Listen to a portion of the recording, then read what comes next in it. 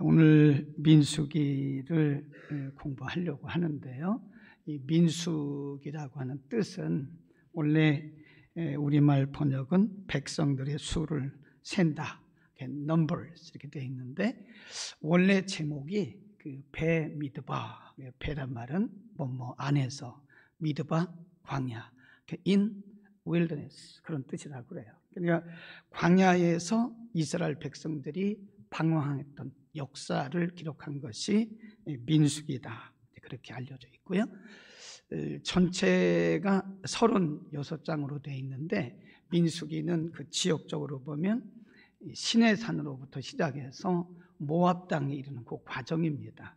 시간적으로 보면 굉장히 길죠. 약 38년 정도에 일어났던 일들을 기록한 것인데 36장을 우리가 내용별로 이렇게 나누어 보면 1장부터 10장까지는 시내산에서 출발하는 준비입니다. 하나님의 일이 그냥 막 진행되는 게 아니고 1장부터 10장까지는 출발 준비를 해요. 그리고 11장부터 20장까지는 시내산을 출발해서 가데스 바네아를 여기를 이제 통과를 하죠. 통과를 해서 호르산, 호르마라고 하는데 호르산까지 오는 과정 굉장히 복잡하죠. 거기는 그림을 그려보면. 그리고 21장부터 36장까지는 호르산부터 쭉 내려가서 오히려 다시 올라가는 모압까지 올라가는 과정입니다. 시간적으로 보면 약 38년 동안 일어났던 역사를 요약해서 기록한 것이다. 오늘 우리가 참고하려고 하는 말씀은 13장, 14장이 이렇게 연결되어 있어요. 13장에 보면 1절에 모세가 백성들에게 이렇게 명합니다. 물론 하나님 먼저 말씀하셨죠. 모세에게 말씀하시기를 각 지파에서 한 사람씩 대표를 뽑아라. 12지파니까 12명이 되죠. 12명의 정탐꾼을 뽑아서 가나안 땅을 미리 보게 하라. 근데 원래 이건 하나님의 의도가 아니었어요. 신명기 1장 22절에 보면 하나님은 지금 하나님의 정확한 시간표에 의해서 하나님의 계획대로 이스라엘 백성들 인도해 가고 계시는데 인간이라는 게 원래 뭐 그때나 지금이나 뭘 봐야 믿는 거잖아요. 그러니까 신명기 1장 22절에 보면 백성들이 모세 앞에 가요. 우리가 다 믿을 수가 없으니 그 땅을 미리 탐지할 수 있게 해달라. 하나님 앞에 모세가 기도했더니 하나님 모세에게 명령하신 것이 바로 민수기 13장 1절입니다. 하나님의 명령대로 각 지파에서 한 명씩 뽑아서 12명의 정탐꾼을 가나안에 보내요. 이들이 와서 40일 동안을 그 땅을 정탐을 합니다. 그리고 보고한 내용이 오늘 우리가 읽었던 내용들입니다. 거기 쭉 보면 13장 쭉 보면 25절에 보면요, 40일 동안에 땅을 탐지하기를 마치고 돌아와서 그 땅에서 가지고 온 것을 열매를 다 모세에게 보여주면서 이렇게 보고를 해요. 12명이 갔잖아요. 12명 중에 10명은 똑같은 보고를 하고 2명 여호수아 갈렙은 또 다른 보고를 하는 거예요. 거기 보면 두 부류의 보고에 대해서 다 기록을 하고 있습니다. 이렇게 말씀하죠. 거기 보고한 내용을 보면 28절에 그러나 그 땅 고민은 강하고 성읍은 견고하고 심히 클 뿐 아니라 거기서 아낙 자손을 보았고 그러면서 말하기를 우리는 못 갑니다. 그래요. 가서 그 땅을 보니까 정말 하나님이 약속하신 대로 젖과 꿀이 흐르는 땅이고 너무 좋은 땅입니다. 그런데 그러나 이렇게 말해요. 그러나 우리 못 갑니다. 거기 가보니까 장대한 사람들도 있고 아낙 자손도 있고 네피림의 후손도 있습니다. 못 갑니다. 10명의 정탐꾼들이 그렇게 보고를 하는 거예요. 그 땅을 악평을 합니다. 단 두 사람 여호수아 갈렙은 이렇게 얘기를 합니다. 30절에 보면 갈렙이 모세 앞에서 백성을 안돈시켜 가로되 올라가 곧 우리가 그 땅을 취합시다. 우리가 능히 할 수가 있습니다. 그래요. 똑같은 땅을 40일 동안 보고 와서 한 보고입니다. 그 중에 10명은 말하기를 못 갑니다. 우리는 절대 못 갑니다. 좋기는 한데 못 갑니다. 우리는 메뚜기입니다. 메뚜기 같습니다. 그래서 우리가 어떤 분들이 재밌는 얘기로 이 사람들은 메뚜기 컴플렉스에 빠진 사람들이다. 여호수아와 갈렙은 말하기를 아닙니다. 우리는 그 땅을 차지할 수 있습니다. 14장에 보면 하나님이 우리와 함께 하시면 그 땅은 우리의 밥입니다. 그래요. 똑같은 땅인데 똑같은 환경을 똑같은 사람들이 보고 와서 관점에 따라서 다르게 얘기를 하는 거예요. 10명은 말하기를 못 갑니다. 우리는 그들의 보기에 메뚜기 같습니다. 2명, 여호수아와 갈렙은 말하기를 아닙니다. 우리는 능히 취할 수 있습니다. 하나님이 우리와 함께 하시면 요게 다른 거예요. 하나님이 우리와 함께 하시면 그들은 우리의 밥입니다. 관점의 차이죠. 이 두 관점이라고 그러는데 모든 사람은 지금도 마찬가지고 앞으로도 마찬가지고 같은 것을 보는 관점이 다르더라고요. 어떤 사람은 밝은 면을 보고요. 어떤 사람은 어두운 면을 봅니다. 밝은 면을 보는 사람을 긍정적인 사람이라고 그러고요. 어두운 면을 보는 사람을 부정적인 사람이라고 그래요. 사람도 보면 사람이 장점만 있는 게 아니고 그렇다고 단점만 있는 것도 아니거든요. 또 단점만 있는 것도 아니에요. 장점도 있어요. 그런데 부정적인 사람은 항상 어두운 면만 봐요. 그 사람의 단점만. 근데 사람이 단점만 있는 게 아니거든요. 장점도 굉장히 많아요. 긍정적인 사람은 항상 밝은 면을 봅니다. 그래서 사람을 볼 때도 장점을 봐요. 이 두 부류의 차이점이 뭐냐? 지금 10명의 정탐꾼들은 왜 그런 보고를 했느냐? 자기의 안목으로 본 거예요. 우리가 보기에는. 그러나 여호수아와 갈렙은 하나님이 우리와 함께 하시면 그러잖아요. 그러니까 우리 안에 근본이 뭐냐, 기본이 뭐냐 이거죠.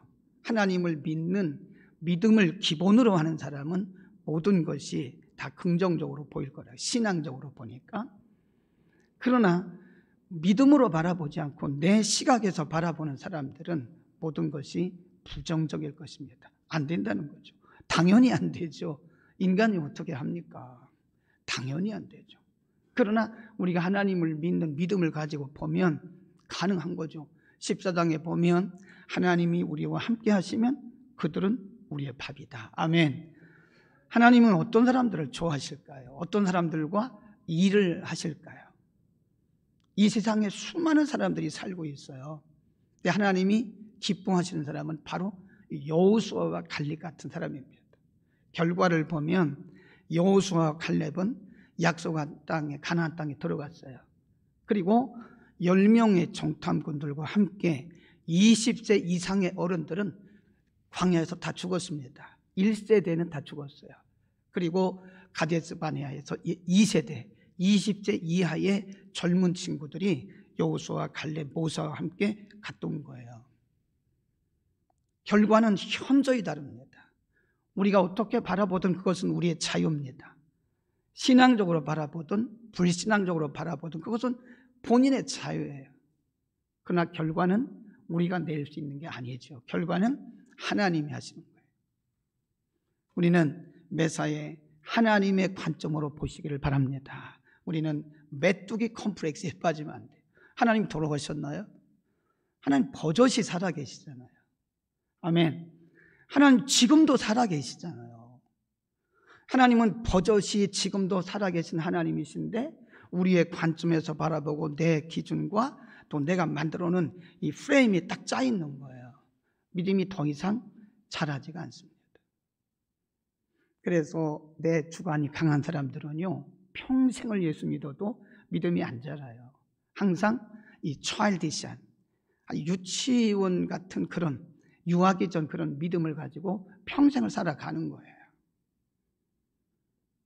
우리는 못합니다. 절대 못합니다. 가나안 땅을 어떻게 그들이 들어갈 수 있겠습니까? 하나님이 하시는 거죠. 여호수아와 갈렙은 하나님이 우리와 함께 하시면 그들은 우리의 밥이다. 근데 결과도 다르더라고요. 결과. 믿음으로 산 사람들의 결과, 그리고 불신앙으로 살아간 사람들의 결과는 현저하게 다르다. 그 다음에 영향도 달라요. 영향. 거기 보면 14장 성경 가져오셨으면 14장 1절 보세요. 온 회중이 소리를 높여 부르짖으며 밤새도록 백성이 곡하였더라. 이스라엘 자손이 다 모세와 아론을 원망하여 온 회중이 그들에게 이르되 우리가 애굽에서 죽었거나 이 광야에서 죽었더라면 좋을 것을 어찌해서 우리를 여기까지 인도. 이 사람들 다 죽었어요. 광야에서. 이분들이 사실은 지금 14장 1절, 2절, 3절에서 모세에게 원망했던 이 백성들이 가나안 땅 봤나요, 안 봤나요? 못 봤어요. 누구 얘기 들은 거죠? 10명의 부정적인 얘기 들은 거예요. 현장을 보고 와서 악평하면서 부정적인 보고를 하는 그 불신앙적인 얘기를 백성들이, 주변에 있던 백성들이 듣고 그들의 영향을 받은 겁니다. 그 백성들은 사실 그 땅을 본 적이 없어요. 그런데 보고하는 사람들의 그 얘기를 듣고 그들도 영향을 받은 거예요. 이렇게 보니까요, 사람은 오염되더라고요. 오염. 분명하게 오염됩니다. 이 영적인 세계는요, 틀림없이 오염이 돼요. 영이 좀 흐린 사람들이 있어요. 영이 좀 생활이 깨끗하지 못하고 경건하지 못한 사람들과 이렇게 우리가 어울려 살잖아요. 그러면 오염이 돼요. 오염이. 좀 경건한 사람들과 우리가 함께 이렇게 어울리잖아요. 그러면 우리도 점점 그렇게 닮아가요. 영의 세계는 틀림없이 오염이 됩니다. 그래서 성도들에게 말하기를 아무데나 가서 안수받지 말라고. 큰일 납니다. 아무 데서나 가서 안수받으면요, 그 영이 흘러가더라고요. 조심해야 돼요. 우리가 지금 이 어려운 시대를 살아가면서 하나님을 바라보고 내 한 사람이 말씀 가운데 바로 서 있으면 나를 통해서 영향을 받는 사람이 많아요. 신앙은 하나님과의 관계지만 보고 배우는 겁니다. 그게 멘토링 아닙니까? 우리가 직접 멘토, 멘티가 되지는 않지만 우리가 보고 배우는 거예요. 보고. 사도 바울이 말하기를 내가 예수 우리들을 본받은 것처럼 너희도 나를 본받으라. 신앙을 배우는 거거든요. 영향을 받는 거예요. 그래서 내가 불신앙적인 모습으로 살아가면 내 주변을 다 오염시키는 거예요. 지금 나만 오염된 게 아니고, 나만 불신앙으로 살아가는 것이 아니라 내 주변에 있는 사람들을 다 불신앙적으로 오염시키는 겁니다. 옛날에 우리나라에, 지금은 안 하는데 코로나 이전까지만 해도 성시화 운동을 하는 분들이 계셨어요. 참 감사하다고 생각합니다. 이 도시마다 조직이 있고요, 그 도시마다 대표들이 있어요. 그래서 이 목사님들이 모여가지고 서울은 서울, 경기면 경기, 충청이면 충청, 이렇게 성시화 운동을 해요. 물론 이것이 나중에 가다 보면 약간 이탈하기도 하지만, 그러나 그 중요한 의도를 보면 우리가 도시를 거룩한 도시로 만들자. 네 교회, 내 교회를 떠나서 우리가 그리스도의 복음을 통해서 도시 전체를 성시화하자. 참 좋은 거 아닙니까? 선한 영향력을 끼치자. 교회 하나가 바로 서면요, 주변에 있는 교회들이 살아납니다. 가정 하나가 말씀으로 바로 살면 주변에 있는 가정들이 살아나요. 교회가 흐려지면, 말씀에서 흐려지고 복음에서 흐려지면 주변에 있는 교회들이 흐려져요. 저도 이 형제회라는 거 있어요. 목사님들은 이렇게 형제회가 있습니다. 저도 형제회가 있어요. 제가 제일 큰 형입니다. 제가 형 하려고 제 아래로만 다 이렇게 모았어요. 그래서 이제 목사님들 다 교단을 다 초월해가지고 8명이 모였는데, 거기 보면 장로교, 감리교, 순복음, 성결교, 통합적, 합동적 다 이렇게 모였어요. 근데 보면 목회자들 그룹이 있더라고요. 근데 경건한 그룹이 있고요, 그렇지 않은 그룹이 있더라고요. 이 경건한 그룹이 영향력을 끼치는 거예요.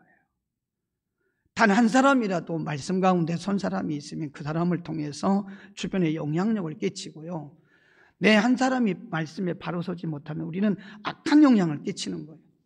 영적으로 오염시키는 거예요. 사람들을 오염시키고 주변을 오염시키고. 나 한 사람이 얼마나 중요한지 모릅니다. 우리가 하나님의 관점으로 바라볼 수 있기를 바랍니다. 우리는 못합니다. 절대 불가능합니다. 그러나 하나님이 함께 하시면 그것은 가능합니다. 아멘. 기도